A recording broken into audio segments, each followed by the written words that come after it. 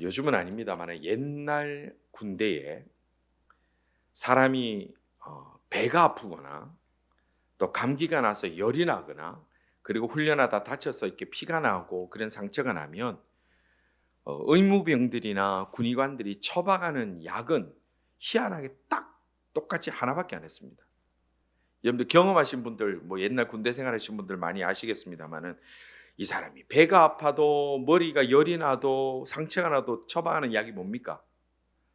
우리가 흔히 말하는 빨간 약, 악가진기, 그거 하나만 처방합니다. 이게 만병통치약입니다. 그래서 예전에 선배들 얘기 들어보면 배가 아파서 가면 배 까. 그래서 배를 탁 열면 빨간 그거 악가진기 배를 확 발라요. 그리고 다 나서 까.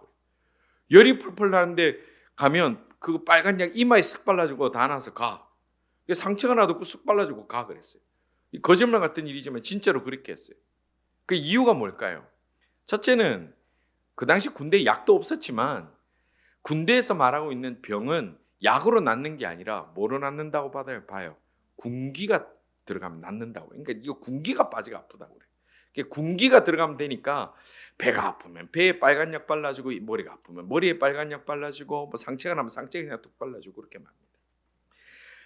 우리가 이 땅을 살아가면서 우리가 다 비슷하게 살아가는 것 같고 비슷한 이민 생활에 비슷하게 신앙생활하고 살아가는 것 같지만 우리가 다 말하지 못해도 우리가 경험하는 우리의 문제, 우리의 질병, 우리의 고통, 우리의 눈물은 다 다릅니다. 나이대마다 다르고 형편에 따라 다르고 상황마다 다 다르고 그렇게 하지만 우리 하나님께서 우리의 아픔과 우리의 고통을 처방하실 때는 마치 옛날 군대의 의무병들이 처방하듯이 하나로 쭉 처방해서 그 모든 것을 치유하시는 것들을 우리는 많이 보게 됩니다. 오늘 우리가 본문에 보면 같은 시간 속에 두 가지 다른 사건이 지금 동시에 이 본문에 등장을 합니다. 첫째 사건은 뭐냐면 회당장 야이로라는 사람이 그 사람에게 외딸 하나밖에 없는 그런 딸이 있었는데 그 딸이 이제 죽게 된 사건이 있고, 그리고 똑같은 시간과 똑같은 상황 속에서 이제 12해를 혈루병을 앓고 있는 한 여인이 지금 오늘 본문에 같은 시간에 동시에 등장을 합니다. 근데 이 둘의 공통점이라는 것은 둘 다 12년이라는 것밖에 없어요. 아이는 12살 살았고 이 여인이 12해를 그렇게 혈루증으로 고생했다. 이 두 가지 공통점밖에 없습니다. 자, 그런데 이 두 가지 다른 문제가 있지만 이 문제를 우리 하나씩 살펴보면 첫 번째 가지고 있는 이 인생의 문제, 예수님 앞에 만났던 인생의 문제가 뭐냐면 41절과 42절 상반절에 이렇게 말씀합니다. 이에 회당장인 야이로라는 사람이 와서 예수의 발 아래 엎드려 자기 집에 오시기를 간구하니 이는 자기에게 12살 된 외딸이 있어 죽어가미르라. 회당장 야이로라는 사람에게 12살 된 하나밖에 없는 딸이 죽어갔다는 거예요. 자, 그럴 때 예수님께서 이제 그 마을에 오신다는 얘기를 듣고 사람들이 오늘 본문에도 보면 구름처럼 몰려들었어요. 가득 몰려들었어요. 그렇게 몰려들고 와 있는데 그때 이 야이로도 예수님에게 달려갑니다. 그리고 여기서 뭐라고 되어 있습니까? 예수님 발 아래에 엎드려서, 그림이 그려지시죠? 발 아래에 엎드려서 자기 죽어가는 딸을 고쳐달라고 간구하고 있다는 거예요. 우리는 오늘 이 본문에서 야이로라는 사람의 직업에 대해서 한번 주목해 볼 필요가 있습니다. 야이로라는 사람의 직업이 뭡니까? 회당장이라고 그랬어요. 회당장이라는 게 뭐 하는 사람이냐면 유대인들이 안식일마다, 유대인들에게 안식일은 생명입니다. 우리가 뭐 주일날 뭐 가끔 빠지고 이런 수준의 문제가 아니라 그 사람들에게는 이 안식일이 생명과 같은 시간입니다. 이 안식일마다 유대인들이 회당에 모여서 하나님 앞에 예배를 드리는데 그 예배를 주관하고 예배의 기도 순서를 정하고 예배의 말씀 전하는 사람 순서를 정하는 모든 예배를 주관하는 자가 이 회당장이에요. 그러니까 회당장을 어떻게 뽑히냐면 그 지역에서 가장 믿음이 좋고 그 지역에서 사람들에게 가장 신뢰를 받는 사람이 회당장으로 뽑히게 되는데, 이 야이로라는 사람이 하는 일이 바로 그 회당장의 일을 하는 사람, 누구보다도 가장 종교적이고 누구보다도 가장 구약적인 사람이 이 야이로라는 사람이라는 거예요. 그런데 이 야이로가 지금 누구 발에 엎드려 있습니까? 젊은 랍비 예수라는 그 젊은 랍비 발 앞에 엎드려 있는데 지금 거기 구름처럼 사람들이 몰려 있다고 성경이 되어 있는데 그 많이 모여 있는 사람들이 야이로가 그 젊은 예수라는 젊은 랍비의 발 앞에 엎드려 있다는 것 자체로 굉장히 이 장면은 충격적인 장면이라는 거예요. 굉장히 충격적인 장면입니다. 지금 야이로가 상황을 한번 보십시오. 이 사람이 지금 체면을 생각할 상황입니까? 이 사람이 다른 사람 눈을 생각할 수 있는 상황입니까? 아니에요. 지금 무슨 상황입니까? 12살 된 어린 하나밖에 없는 딸이 죽게 됐다라는 거예요. 죽게 됐다라는 거예요. 12살 된 딸이 죽게 됐다라는 거예요. 이거는 이 사람이 아무것도 보이지 않는 거예요. 그래서 예수님 앞에 발 앞에 엎드립니다. 그리고 예수님, 지금 우리 집에 우리 아이가 죽게 됐으니까 주님 같이 가셔서 저 고쳐주십시오. 고쳐주십시오. 그때 예수님이 그 야이로의 청을 듣고 어떻게 하셨습니까? 발길을 이제 움직이고 돌리고 가시고 있습니다. 이게 지금 한 가지 사건이에요. 자, 그리고 요 동시에 똑같은 사건이 하나 등장하는데 그것은 또 예수님을 만난 사람이 나오는데 그 사람에 대해서 성경은 33절과 34절 이렇게 말씀합니다. 이에 12회를 혈루증으로 앓는 중에 아무에게도 고침을 받지 못하던 여자가 예수의 뒤로 와서 그 옷가에 손을 대었다. 성경이 그렇게 말씀합니다. 지금 이 두 가지 사건이 같이 지금 일어나고 있는데 12회를 혈루증이라는 병으로 앓고 있는 여인이다 이렇게 얘기를 했어요. 혈루증이 무슨 병이냐면 사전적으로 보면 여성의 자궁에서 불규칙적으로 피가 흐르는 만성자궁 출혈병이다 이렇게 돼 있어요. 그러니까 여성 자궁에서 불규칙적으로 피를 흘리는 만성자궁 출혈병이다. 어떤 크리스찬 의사가 이 내용을 가지고 뭐라 얘기를 했냐면 이 구절로 정확하게 병명이 뭐라고 알지는 못하겠지만 아마도 12회 동안 이 사람이 이 여인이 자궁근종이나 다낭성 난소 증후군을 앓지 않았을까라는 이렇게 추측을 하는 것을 봤습니다. 근데 어떤 질병이든 간에 일단은 이 여인의 증상이 뭐냐면 12년 동안에 불규칙적으로 계속해서 하혈을 하던 사람이라는 거예요.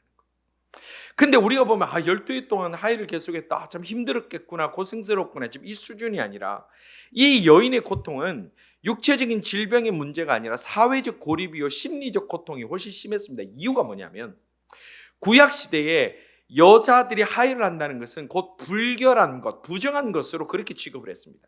레위기 15장에 보면 이 부분에 대해서 언급하고 있는데 여인들이 그런 하혈을 하는 기간 동안은 회중에서 따로 떨어져서 그들이 격리하도록 했어요.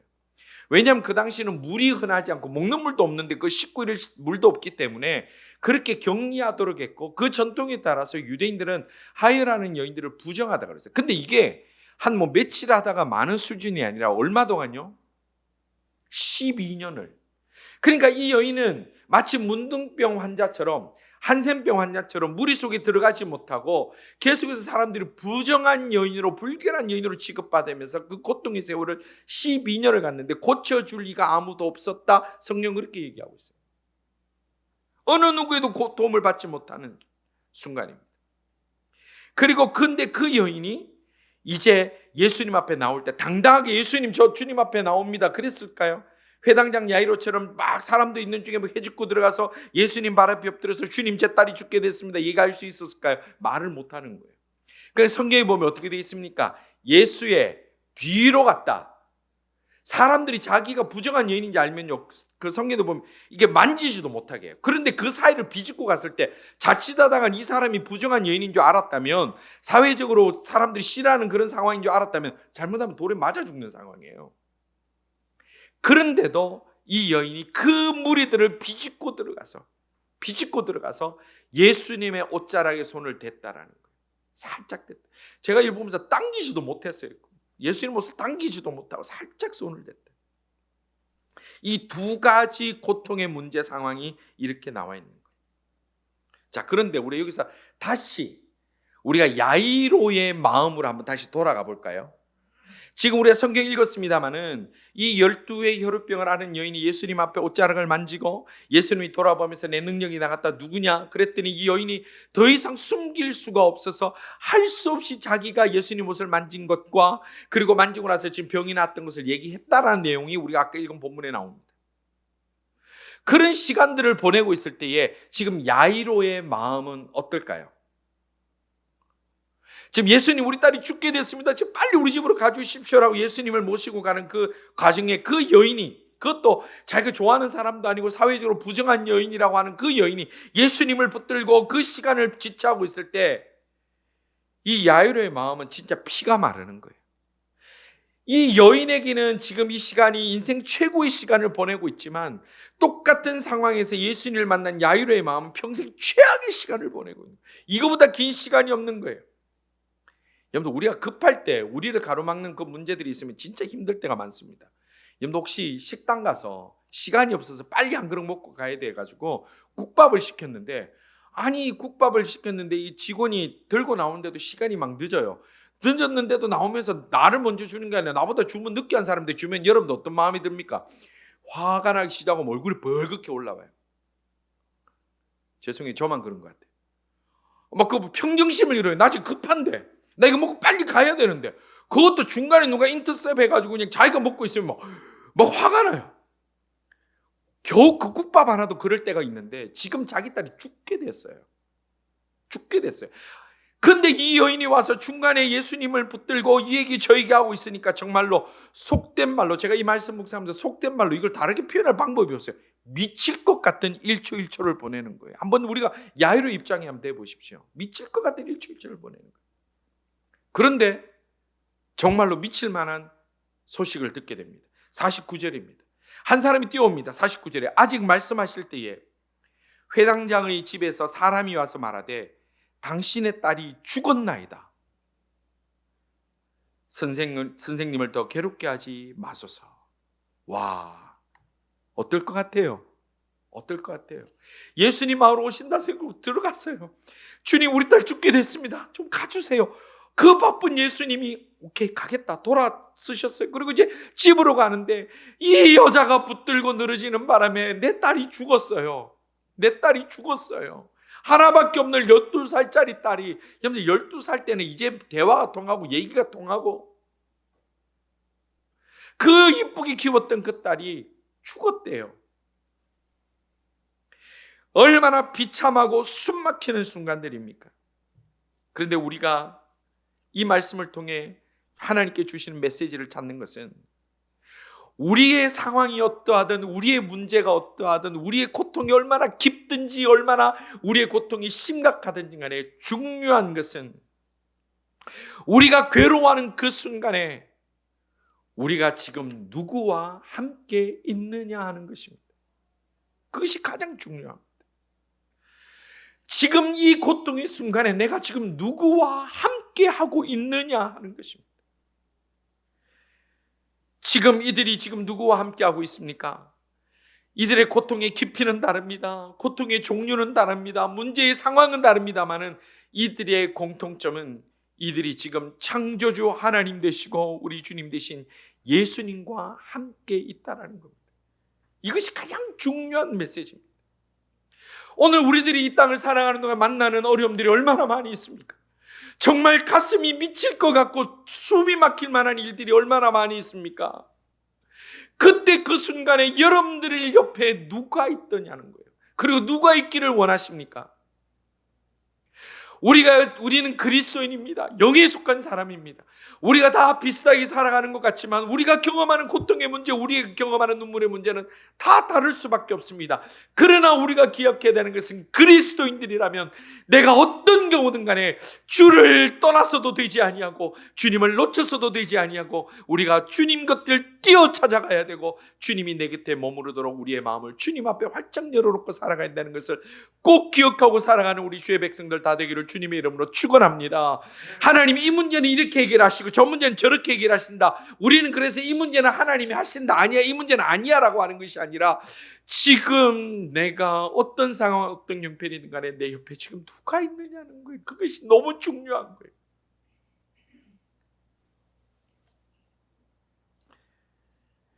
이 땅에서 그 어떤 것들로도 설명하지 못하는 절망의 순간에도 내가 주님을 찾아왔고, 내가 예배자로 나왔고 주님이 나와 함께 계시고 주님이 나의 기도를 들으시고 나의 예배를 받으신다는 확신이 있다면, 우리가 상상하지 못하는 놀라운 역사의 순간은 그때부터 시작되는 줄 확실히 믿으시기를 주님의 이름으로 축원합니다.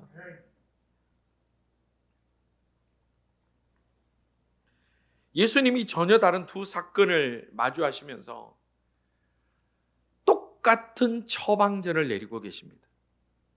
마치 의무병이 무슨 병이 있든 악가진기를 발라주는 것처럼.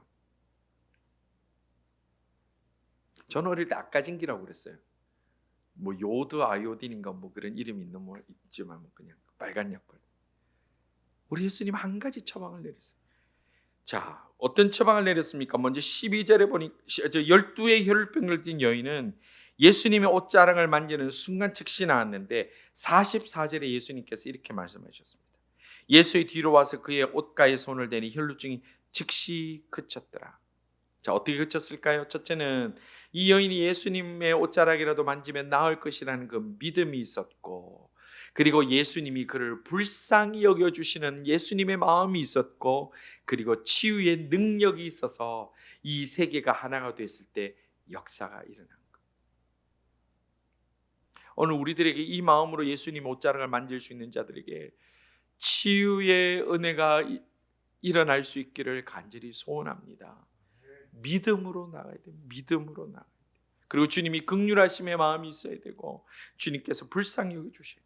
그럼 두 번째 죽었다고 절망하던 그 12살 된 딸에게는 어떤 역사가 일어났습니까? 성경에 보면 예수님이 직접 찾아가셨어요. 자, 52절에서 56절 제가 한 번 더 읽어드리겠습니다.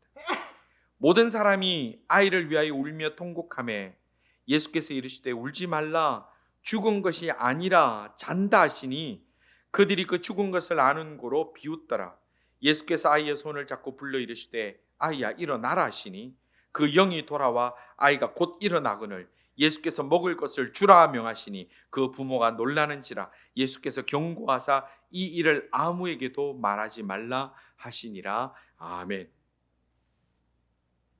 사람들은 예수님이 능력이 있는 줄 알았습니다. 우리도 예수님의 능력이 있는 줄 알지 않습니까? 그런데 사람들은 죽음이라는 한계 앞에서는 예수님이 할 수 없다라고 생각했어요. 그래서 예수님께서 아이가 죽은 게 아니다, 잔다라고 얘기를 했을 때 사람들이 성경 뭐라고 되어 있습니까? 비웃었다 그랬어요. 비웃었다. 심지어 예수님 앞에 달려와서 살려달라고 했던 그 아버지마저도 나중에 뭐라고 되어 있습니까? 마지막 절에 놀랐다 그랬어요. 야이로마저도 놀랐다. 왜냐하면 예수님이 죽은 자까지도 살리실 것이라는 것을 믿지 못했기 때문에 그렇습니다. 성도 여러분, 우리가 하나님의 한계를 정하지 않기를 바랍니다.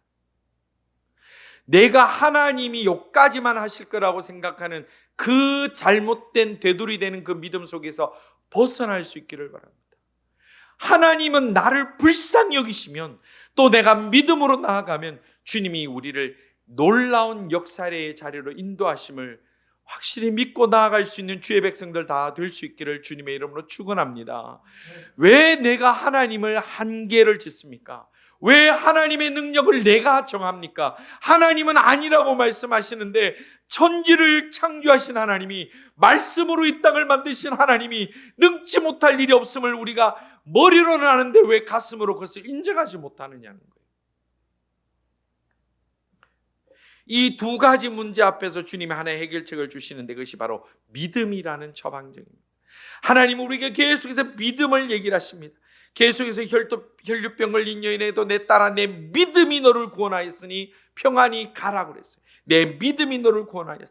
그리고 50절에 보면 예수께서 들으시고 이르시되 두려워하지 말고 믿기만 하라. 그리하면 딸이 구원을 얻으리라. 믿기만 하라. 이 두 가지예요. 두 가지. 상황은 전혀 다르지만 주님이 우리에게 요구하시는 것은 하나예요. 믿기만 하라는 거. 믿기만 하라.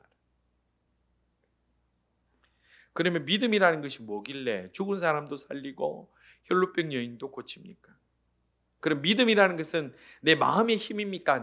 내가 믿어. 그러면 자신 마음에 확신이 있으면 자기 위로가 되고 자기 컨트롤이 되고 거기에서 내가 이 모든 상황을 이길 수 있는 아주 슈퍼 파워가 내 속에서 나옵니까? 믿음이라는 것은 나의 결단으로 생겨나는 힘이 아닙니다. 믿음이라는 것은 내 믿음의 대상인 우리 주님의 능력을 보는 출발점이 믿음이라는 겁니다. 오늘 지금 이 말씀 가운데 한번 스스로 생각해 보십시오. 지금 내가 고침받아야 될 것이 무엇이 있습니까? 내가 지금 해결받아야 될 그 상황이 무엇이 있습니까? 우리가 그 상황과 그 문제 앞에 초청하시고 우리가 주님 앞에 한번 나아가 봅시다. 우리에게 필요한 것은 그 가운데 믿음밖에 없습니다. 오늘 우리에게 스스로에게 질문합니다. 내게 믿음이 있느냐? 내게 믿음이 있느냐? 성경이 우리에게 말씀하시는 믿음은 우리의 상황과 형편과 고통과 문제에 따라 달라지는 것이 아니라 창조주 하나님, 절대주 하나님, 이 땅을 만드신 하나님, 나의 영혼의 주인 되신 하나님 앞에 내가 전적으로 순종하고 절대 복종하는 것을 우리는 믿음이라고 합니다. 여러분들 지난주 암송구절 빌립보서 4장 6절에서 7절 그 말씀이 우리에게 주시는 똑같은 이런 믿음을 요구하시는 말씀입니다. 여러분 암송하시는 분들이 있으시죠? 또 앞에 한번 띄워보십시오. 빌립보서 4장 6절에서 7절 말씀. 아무것도 염려하지 말고 다만 모든 일에 기도와 간구로 너희 구할 것을 감사함으로 하나님께 아뢰라. 그리하면 모든 지각에 뛰어난 하나님의 평강이 그리스도 예수 안에서 너희 마음과 생각을 지키실 것이다. 아멘. 믿으십니까?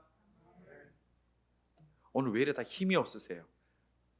제가 힘이 처음부터 없으신 것 같아서 제가 조금 목소리 세게 하긴 하는데 못 외우셨으면 읽어보십시오. 4절 6절에서 7절 7절에 없습니까? 자, 읽으셔도 됩니다. 아무것도 염려하지 말고 다만 모든 기도와 간구로 감사함으로 아뢰라. 그리하면 모든 지각에 뛰어난 하나님의 평강이 그리스도 예수 안에서 너희 마음과 생각을 지키시리라. 아멘. CN타워 가보셨어요? CN타워 가보신 분들은 보면 CN타워 꼭대기에 사람들이 제일 많이 좋아하는 자리가 이 바닥이 유리로 된 데가 있어요. 저도 딱 한번 한국에서 오신 손님을 모시고 제가 가봤는데 거기 서면요 CN타워 꼭대기에서 바닥으로 막 떨어질 것 같아요. 또 요즘 관광지 같은 데 보면 이렇게 절벽이나 막 파도 치는 바다 위에 이렇게 전망대 보면 바닥이 유리로 된 데가 많이 있어요. 그러면 그 보면 사람들이 거기 서보면 막 밑에 막 수백 미터 땅이 떨어질 것 같고 파도에 막 빠질 것 같은데 그런데 그런 유리들은 수십 명이 한꺼번에 막 뛰어도 절대 안 깨집니다. 그런데도 여러분들 가보신 분들 거기 쉽게 발에 쑥 올라가던가요? 쑥 올라가지던가요? 우리는 뻔히 그게 안 깨지는 거 알아요. 뻔히 그 유리 절대 안 깨지는 거 알아요. 그런데도 보면 전부 다 그러면 그래요. 서로 막 밀고 근데 거기 보면요 우리는 막 겁이 나서 막 엇거리고 막 기어가서 사진 찍고 그러는데 아무렇지도 않게 막 그 지나가고 걸어가는 사람들이 있어요. 그 사람들 크게 두 종류예요. 하나는 거기 지금 이미 여러 번 와가지고 그거 안 깨진다는 걸 경험해 본 사람하고 또 한 사람들은 거기 일하는 직원들이에요. 그 직원들이 그러면 그 무서워서 누가 올라가겠습니까? 이거 뭐 문제 있나 싶으지. 우리가 그리스도인들인데 우리는 알아요. 하나님이 우리 구출하는 거 다 알아요. 믿음으로 우리가 이길 수 있다는 거 알아요. 문제는 당장 내 눈 밑에 300m 아래에 절벽이 보이면 무서워요. 파도가 막 나를 삼킬 것 같으면 그걸 쳐다보면 무서워요. 칼끝이 나를 향해서 나를 찌를 것 같으면 무서워요. 하나님이 나를 지키시는 거 알지만 하나님이 나의 구주인 걸 나는 알지만 그러나 막상 그런 현재 문제를 닥치면 우리 무서워요. 근데 거기서 담대하게 살아가는 사람들은 어떤 사람들입니까? 이미 그런 일들을 통해서 하나님의 역사를 경험한 사람. 하나님의 은혜를 확신하는 사람은 그 가운데 나아갈 수 있는 겁니다. 성도 여러분, 우리가 하나님께서 우리를 어떤 다양한 문제와 어떤 다양한 상황 속에서도 하나님을 찾는 주의 백성들을 결코 버리지 아니하심을 확실히 믿으시고 그 믿음대로 담대하게 나아갈 수 있는 주의 백성들 다 될 수 있는 우리 모두가 다 되기를 주님의 이름으로 축원합니다. 압니다. 여러분들 모른다는 얘기가 아닙니다. 우리는 압니다. 문제는 알아도 그거를 보면 무서운 거예요. 알아도 발을 못 딛는 거예요. 알아도 우리가 그 앞에 어떻게 할 방법이 없는 거예요. 그러나 우리가 믿음으로 나아갑시다. 그것이 우리가 오늘 또 이 말씀 가운데 다시 한번 다짐하고 나가는 겁니다. 우리 이 땅에서 어려운 일 당할 때 무슨 일을 당해도 예수님만 의지하고 갑시다. 그것이 주님이 오늘 우리에게 주시는 말씀입니다. 오늘 우리들이 각자가 정말 말하지 못하는 수많은 어려움과 눈물들과 남이 알면 오히려 부끄러울 것 같은 나만 받는 그 고통, 이런 여인처럼 다른 사람이 알기를 부끄러워하는 그런 문제들까지도 우리에게는 모두가 있습니다. 체면 때문에 말 못하지만 그래도 체면 내려놓고 주님 앞에 나왔지만 시간이 자꾸 지체돼서 정말로 괴로운 시간을 여전히 보내는 우리들도 있습니다. 그러나 기억하십시오. 하나님은 하나님의 백성을 결코 버리는 법이 없습니다. 낭떠러지 무섭습니다. 나를 향하여 오는 그 칼끝 두렵습니다. 억울하고 답답하고 힘들고 괴로운 일들, 답답하고 어렵고 힘듭니다. 그럼에도 불구하고 우리가 거기에 좌절할 것이 아니라 무슨 일을 만나도 예수 의지하고 나가는 그 믿음으로 우리가 지금 고민하고 있는 모든 문제들, 우리가 아픔의 문제들 다 주님 앞에 아름다운 결론으로 간증거리로 바뀌어지는 역사가 우리 모든 주의 백성들에게 넘쳐나기를 주님의 이름으로 축원합니다. 주님이 우리와 함께 하심을 믿고 담대하게 나아가는, 무슨 일을 만나든지 두려워하지 아니하고 담대함으로 주님 앞에 기도와 간구로 나아가는 주의 백성들 다 될 수 있기를 주님의 이름으로 축원합니다. 기도드리겠습니다. 저희들에게 두려워하지 말고 믿기만 하라 하시는 주의 말씀 앞에 저희들이 아멘하며 나아갑니다. 그래도 때로는 두렵습니다. 하나님, 때로는 주저됩니다. 때로는 어렵습니다. 그러나 저희들 믿음으로 승리하게 하시고 그 믿음으로 담대히 그 강을 건너갈 수 있는 저희들 다 되게 하여 주옵소서. 하나님, 오늘 또 육신의 질병의 문제 때문에, 삶의 어려움 때문에, 자녀들의 문제 때문에, 내 마음의 고통과 고민 때문에 주님 앞에 엎드려 기도하는 주의 백성들을 주님 찾아와 주시고 만져주시고 긍휼을 베풀어 주시고 은혜 베풀어 주옵소서. 예수님 이름으로 기도드리옵나이다. 아멘.